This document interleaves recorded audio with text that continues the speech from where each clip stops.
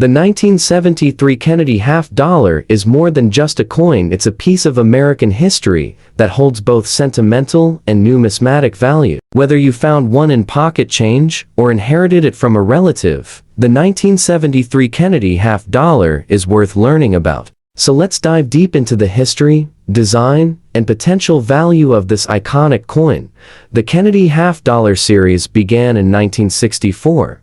Just months after the tragic assassination of President John F. Kennedy. The nation was in mourning, and the idea to honor Kennedy on a coin was proposed almost immediately. In record time, the U.S. Mint redesigned the half-dollar to feature the late president's portrait. It replaced the Benjamin Franklin half-dollar and quickly became a symbol of national remembrance and unity. Fast forward to 1973, the year this particular half-dollar was struck. By this time, the Kennedy half-dollar was in its 9th year of production. However, it was no longer made of silver. From 1965 to 1970, the coins contained 40% silver, but starting in 1971, the U.S. Mint removed silver entirely from regular issue coins due to rising silver prices and economic changes. The 1973 Kennedy half-dollar was struck in a copper-nickel-clad composition, meaning its core is made of pure copper, and its outer layers are made of a copper-nickel alloy.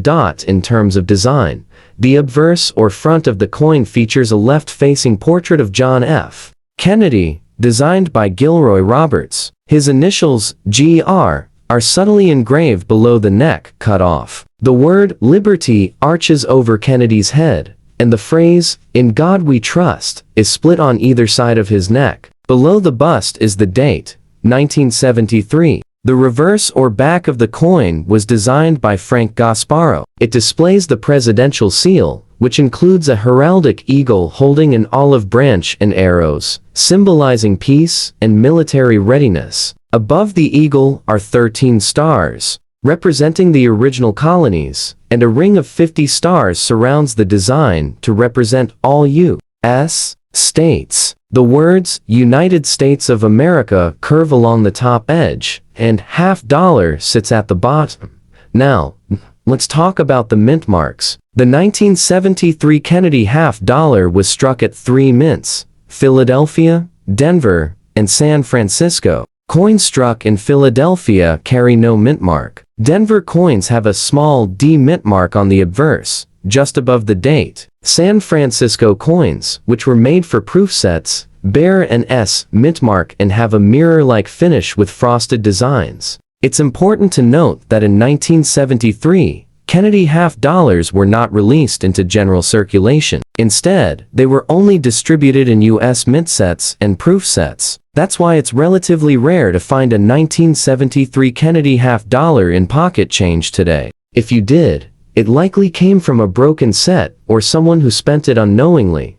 Now, for the part that many collectors are curious about the coin's value. Since these coins contain no silver, their base value is generally close to face value, especially for circulated examples. A 1973 half-dollar from Philadelphia or Denver in average circulated condition is typically worth between 50 cents and $1 to $5. Uncirculated examples in mint condition, graded Ms. 65 or higher, can sell for around $5 to $10 or more, depending on the coin's luster and strike quality. The 1973's proof version, however, holds slightly more value. These coins were made with extra care and polished dies, giving them sharp details and a mirror finish. A 1973's proof half-dollar can range in value from $4 to $8, and sometimes more if it's graded PR69 or PR70 by a professional coin grading service.